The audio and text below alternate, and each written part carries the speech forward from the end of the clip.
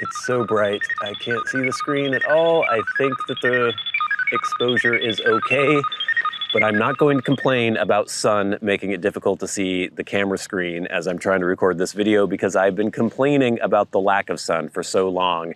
And look at it right now. It is beautiful, it is glorious. It's probably close to 56 degrees, which is very warm for what we've been having lately. It's not raining, it's not windy. I'm not gonna complain. This is fantastic. Hello, welcome once again to Stuff and Things, where I like to talk about stuff and occasionally even things. I'm your good friend Bradley, and today is a Sunday Stuff and Things. And on this Sunday Stuff and Things, we have stuff and things to talk about, including upcoming videos, things that you can look forward to on Stuff and Things YouTube and Stuff and Things Patreon. We're going to get into this discussion is going to be springboarded off from the full review of McFadin Mixture Scottish Blend that I just did.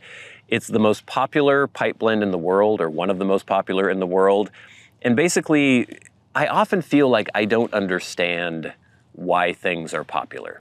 And we're gonna get into that a little bit. And it's not me being a hipster or anything. It's just, I just genuinely don't get it sometimes. So we'll talk about that a little bit. We'll talk about the fact that herons are freakish winged dinosaurs. I was just photographing some herons recently, some great blue herons, and they're frickin' crazy. We do have a box opening. Oh Lord, everything's falling. Where'd it go? We have some packages from viewers right here that I'm going to open on the show as well. And then we will have your questions, comments, and feedback in hashtag askstuffandthings. And we'll close the show out with Patreon shoutouts and updates. So stay tuned. Oh, that's still very hot. Okay, now we're back. So what can you look forward to on Stuff and Things YouTube and Stuff and Things Patreon? Well, coming up this week, I mentioned a photo walk, or I mentioned photographing herons, but the next episode that will be on Stuff and Things YouTube will be a photo walk where I am spying on seabirds. There was this place I went trying to get photographs of cormorants and other seabirds. I always say that weird, cormorants, whatever, seabirds. And I went there expecting to be able to photograph these birds, and I kind of did, and you'll see some pretty decent photographs I got at the end, but it's just illustrates how it's tough. It's tough to get good nature photography sometimes, and I found myself like peering over this fence and like sticking my head through a fence trying to get these birds. It's an interesting video. That's coming up this week. Next week on Stuff and Things Patreon will be First Impressions McFadin Mixture Scottish Blend. In the last Sunday Stuff and Things, I talked about how I was very negative about that blend. I just recorded the full review. My views have moderated a bit, so stay tuned on Patreon for that if you want to get the whole story. The week after on Stuff and Things YouTube will be my trip to a heron nesting area nearby, which is really cool. And just being surrounded by these gigantic birds. Interesting stuff. Watch out for that video for sure. And then after that, on Stuff and Things Patreon will be the McFadin Mixture Scottish Blend full review. So lots of good stuff coming up on YouTube and on Patreon. Okay, so just did my full review of Scottish Mixture or of Scottish Blend, and even though I wasn't as negative about it in the full review as I was in the First Impressions video, I think that basically the conditions under which I had it in the First Impressions video did not give it the best chance to succeed, I would say. So it's moderated a bit. I found some things to like about it, but still it's not my favorite. It's not something I would get again, but it's one of the most popular blends out there. And even in a weird niche hobby like the pipe, it's strange that even within that hobby, the things that are the most popular things, I don't get. And this has been something that has been true for me for much of my life, and it's not in every aspect. There are popular things that I like. I think the Beatles are great. I'm not so much of a hipster that I try to say that the Beatles aren't very good. And I've definitely known hipsters who do say that. I don't think hipsters are even a thing anymore. Hipsters were like an early 2000s thing. They don't seem to exist anymore. But I'm not one of those people who thinks it's cool to be a contrarian just to be a contrarian. If something is good, and if I like the thing, I will admit that I like the thing, even if everyone else likes the thing. I don't have to pretend that I don't like something just because everyone else does. I'm also, though, a Gen Xer. like the very tail end of Gen X. I'm kind of almost in between Gen X and Millennial, but I think technically I don't know who decides this, but technically I was like the very last Gen Xers, or in that group. And there was a tendency that I've definitely noticed within the Gen X generation to be kind of contrarian, or just not be into the popular thing. And it's always been kind of strange to me that I just thought that was a hallmark of being young. But then I look at subsequent generations, you know, especially Zoomers, where it seems like they just love whatever's popular and they want to fit in and they want to be into the thing that everyone else is into. Where to me, that was anathema as a kid. Like no, people like that? That means I don't like it. So that was how I was as a child. I've moderated that. I'm definitely able to, as I mentioned, like things that other people like, but I find myself constantly befuddled by the things that people do like. And it's not, again, me trying to be a contrarian. It's just, I'll look at things and say, I don't get it. So Scottish Blend was a great example where I gave it a good try, and I did enjoy it more than I did in the initial first impressions video. But by the end of the review process, I still just couldn't believe that it's the most popular blend, or one of the most popular blends in the country. I see things that are popular, like I don't engage in TikTok or anything, but I hear things and people tell me about things. And there were the Costco guys or something. People kept mentioning this. It's like, what is this? What are you talking about? Apparently super popular. They've been on late night talk shows and stuff. I finally looked up what it is, and it's these very odd people running around a Costco, talking about products that they find at Costco, and I don't understand. Like, I don't understand why people like this. It's kind of sad and disturbing. There's like a man forcing his overweight child to eat chicken bakes at Costco and say boom at the end of it. And then there's this other weird little fat kid that they have that they keep trotting out named the Rizzler. Like, I mean, they're weird. And I guess maybe people are getting off on just the kind of 19th century freak show kind of aspect of it, but I don't understand why that is popular. You look at some of the things on YouTube that are the most popular videos that go viral, and I just don't get it. And I'm sure people will just say, well, it's because you're old. But this has been something that's happened throughout my entire life. Taylor Swift is the most popular recording artist on the planet. Why?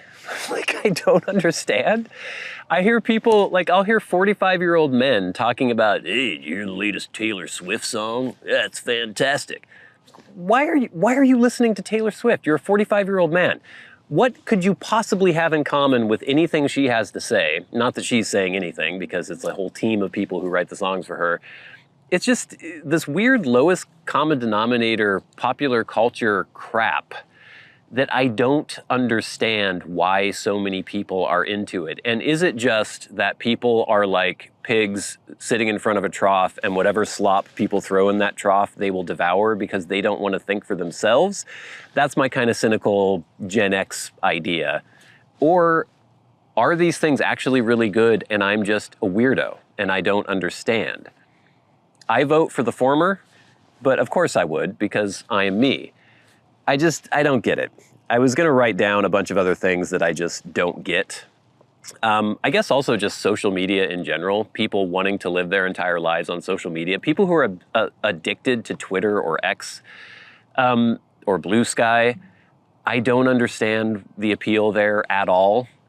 I felt the same way when I went to Vegas one time. Everyone, oh, I love Vegas, let's go to Vegas. Went to Vegas once and found it to be the most objectionable place I had ever been in my entire life, and hated every second I was there. But everyone else loves it. Oh, it's great. Why? I don't get it. And it's really not me trying to be obtuse. I just don't understand. So it kind of is counterintuitive for me to even be trying to do any sort of creative pursuit on YouTube or anywhere else doing photography, because the things I like are not the things that most people like. And so why should I even try to appeal to a larger audience when the things I like don't appeal to a larger audience? And I don't understand why those things appeal to larger audiences. kind of screwed, actually. Okay, that kind of turned into a mini rant. I was going to talk about herons being dinosaurs. I will just point out that as a kid, it wasn't widely known yet, or it wasn't widely accepted that birds are basically descendants of the avian dinosaurs. So non-avian dinosaurs died away, but birds are dinosaurs, and they still exist. If I had known that as a child, it would have blown my mind. But you really see it now. You know, when I was there in the forest and there were all these giant herons flying into the trees, they were all with twigs in their mouths, making their nests. There's one picture I got in particular that I'll show on the video where I was actually out photographing the herons, where this heron is standing there and it's got this twig in its mouth and it's looking kind of towards the camera. I'm like, that is a dinosaur. It looks just like a dinosaur. Obviously, I haven't seen a dinosaur in real life, but I'm talking about illustrations of like a small raptor sort of dinosaur. They are so obviously dinosaurs, and it's weird, and not even like pterodactyls, like actual dinosaurs. So if you can find some large birds nesting somewhere near your house, go hang out with them for a while, and you will maybe feel slightly what it was like to be around during the Cretaceous or Triassic or something, or the Jurassic period. Pretty crazy. But now, okay, so we have a package. The first one I opened, I couldn't show you because it was from a company that makes pipe essing stuff, and I'm not allowed to show you that on YouTube, but I will open this from Mike in Alaska. I think I had some correspondence with Mike. Oh wow, we've got actual wrapped presents in here, which is kind of fun. It feels like a chess piece. I'm assuming it isn't, but that's what it feels like. All right, we have a letter. Dear Bradley, I hope this message finds you well. I wanted to take a moment to personally thank you for the exceptional work you do on Stuff and Things. Your work is not only informative and entertaining, but also genuinely inspiring. The depth of knowledge, sharp wit, thoughtful approach you bring to every video make it an absolute joy to watch. You're far too kind. In fact, your content has inspired me to embark on a new creative journey of my own. I recently launched a YouTube channel called Ravelation, so R-A-V-E-L-A-T-I-O-N.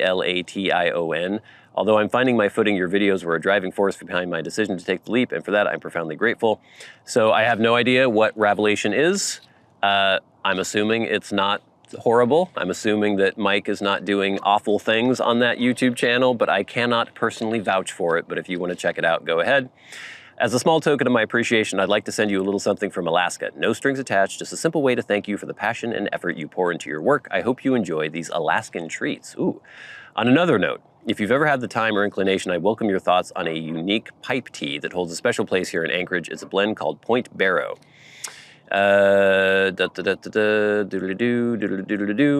So yeah, that might be something that I review on Patreon at some point. That said, this letter is simply an expression of my heartfelt gratitude for what you do. Thank you once again for the incredible videos you have created over the years. I eagerly look forward to your future with Stuff and Things. Warm regards, Mike.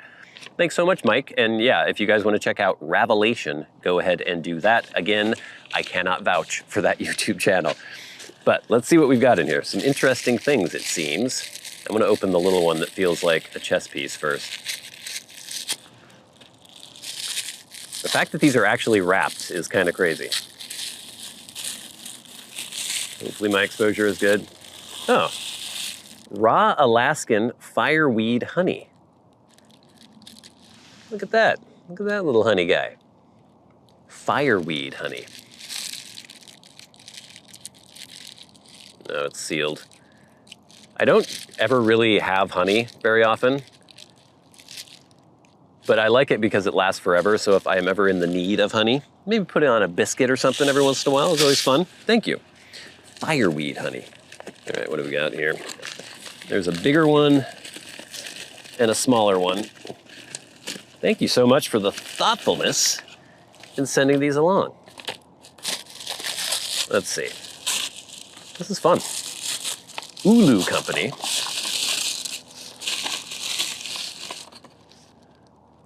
Oh, what is this? An Ulu Company cultured antler handle, stainless steel blade, cultured antler stand included, an Ulu knife.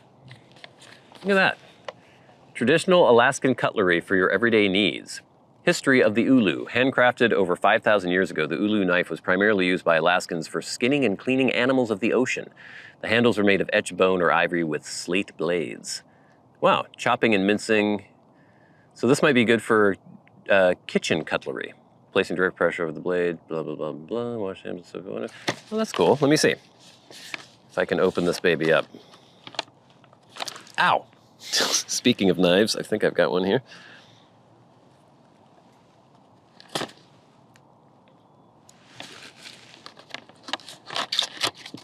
I want to see my ulu. Oh.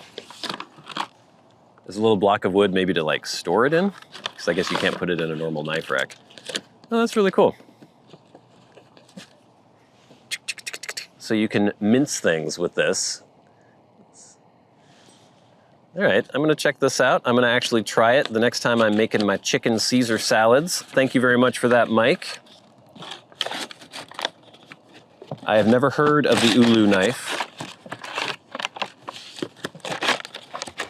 but I'm looking forward to trying it. All right, there's one more in here. I'm assuming maybe it's that blend that he mentioned. If so, I don't even know if I'll show it on camera because we know how YouTube is. Oh no, there's 2 things in here. 3 things in here. All right, so this looks like the blend, Point Barrow. We'll check that out, perhaps on Patreon. We've got a package here. Again, I should have kept my knife out. This is, ooh, is this coffee? I love coffee. Black Cup Extraordinary Coffee, Best Served Black, Café del Mundo. Alpenglow blend, fruity, chocolate, and vibrant. Ooh, very nice. Black Cup seeks out the finest coffees for producers around the world. So this is from Anchorage, okay. And this is 100% Arabica coffee. Very cool. I love trying out new coffee blends. I've had to kind of, it was getting so expensive to get Stumptown. I used to get Stumptown French Roast. It was like $18 for less than a pound. And so I started getting cheaper coffee. So this will be nice to have some fancy coffee. Very cool, thank you, Mike. And then finally, ooh, oh, I'm gonna like this. Alaska Smokehouse Salmon Spread. Extra creamy salmon spread. Mix 1 package of Alaska Smokehouse Salmon Spread with 2 tablespoons of cream cheese. Ooh. Garnish with lemon, serve on your favorite crackers. I love smoked salmon. I love salmon in general. Pacific Northwest, we have a lot of salmon around here. People eat it a lot. I love it, and I love salmon spread. So this is gonna be delicious. Mike, thank you so much for those great packages and presents. And yes, we will definitely look into seeing about reviewing the blend that you sent, perhaps on Patreon later. Thank you. All right, I'm still adjusting exposure here. It's hard for me to tell on this screen because the sun is so bright, but right now it looks like maybe I'm overexposed. I can't tell, but it is time now for hashtag #AskStuffandThings. Remember, if you have a question, comment, or concern you would like to send to me, you can tweet at SATBradley with the hashtag #AskStuffandThings. If you are a Patreon supporter, you can write to me via Patreon and go right to the front of the line. If you would like to just leave questions, comments, and feedback on my YouTube videos, you can do that as well. I read them all. And you can no longer hit that super thanks button under this video because it doesn't exist because this channel has been demonetized by YouTube. But first, I would like to say hello to Kevin and his lovely girlfriend. I saw them last Sunday when I was out and about in Bellingham, and Kevin approached me and introduced himself. He was very nice. I don't know if his girlfriend was very impressed, but she's probably like, who the hell is this guy? But Kevin seemed very cool. She seemed very cool too. And it was nice to meet a good, friendly viewer out there. So we have some feedback from last week's Sunday Stuff and Things. This is from @RichardThompson6079. So I was talking about the situation I had where there were some irate people and how you need to talk to people and listen to people, yada, yada, yada. Go watch last week. Richard says, a YouTube channel endorsing calm communication, de-escalation, and empathy. Great stuff. Carl Kessler says, I live in Ohio. More often than not, I let the sun melt the snow off of my driveway. We also use salt here pretty regularly. Sometimes thin bits of the top do pop off. My driveway is over 25 years old right now, and it works great. I don't know. It sounds like much ado about nothing. Yeah, and they're all happy now. Well, I don't know if they're happy, but they're satisfied. The people that I was dealing with. At Ledger and Lace, calm communication for the win. I always hear Bill Burr in the back of my head when tempers are flaring. Everybody just calm the F down and go make a sandwich. I think you should have known could be a song with the helpful tips you've gotten so far, like water is wet, don't hurt your back, all that good stuff. So you should have known not to do something has become a catchphrase within Stuff and Things because of a helpful, or I guess more irate viewer who wrote in. At Chris Portislander 2458 says, taking the other's concerns seriously and the difference it makes is beautiful, isn't it? I've seen it many times in my own work, but to be honest, it's also what I care the most about when I'm on the receiving end. Even if they cannot fully solve my problem, it's a world of difference if I feel they truly understand my position and tried their best. And then at Bach6032 says, a key principle of interacting with others, listening and responding. Hey, stop it. Having trouble with my app here. Listening and responding with genuine empathy. It's the genuine element that's pivotal, but show someone that you sincerely understand how he or she feels and you can win that person over. Sometimes it's necessary to express empathy multiple times, but with patience, it succeeds nearly every time. And yes, I agree with all this, but there are moments when you don't need to be empathetic. When someone is being just an absolute creep. You don't have to be understanding of their creepitude. But yeah, if you're trying to actually, especially when you're running a business or something and there's somebody has a complaint, you want to be able to hear their concerns, but then explain to them the way the world works, but do that in an understanding and calm manner.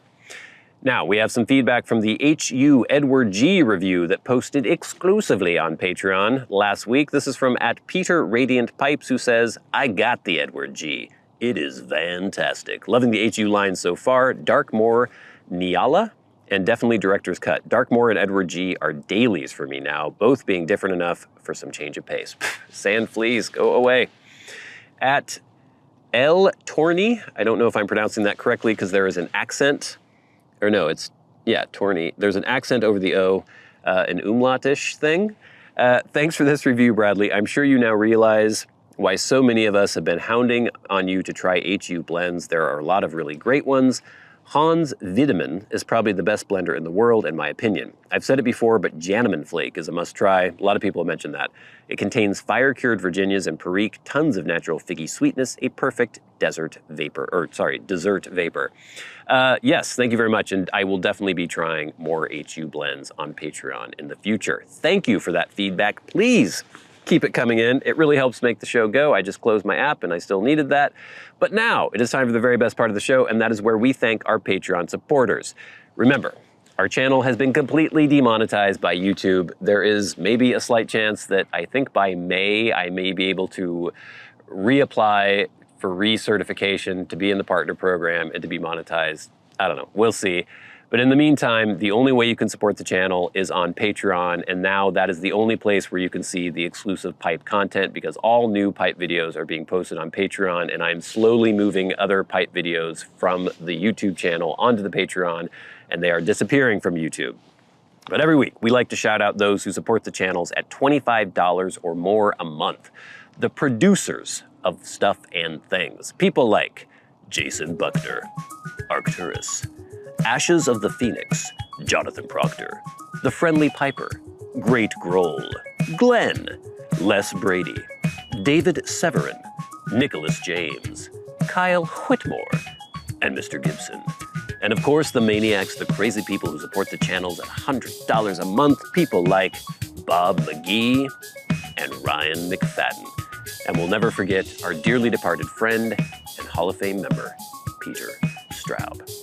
So, what can you look forward to on Stuff and Things Patreon that is exclusive to Patreon? Obviously, all the YouTube videos get posted on Patreon as well, early and ad-free. I mean, everything's ad-free right now, but eventually in the future, maybe that will matter, but early for sure. But then also, we have the Scottish Blend First Impressions video that's coming up soon.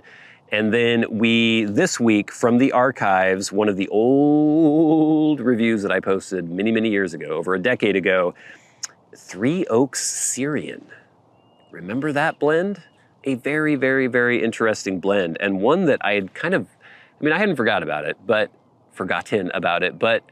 I had forgotten how much I enjoyed that and how interesting it was to me at the time. So that is the From the Archives video that is posting this Thursday. Lots of other good stuff exclusive to Patreon coming up as well. Lots of good stuff coming to YouTube as well. But until next time, until we meet again, I've been your good friend Bradley. You've been the audience. This has been Stuff and Things on a Sunday Stuff and Things. I'll see you later. Look at this. I'm gonna go take pictures. I want to find more dinosaurs to photograph.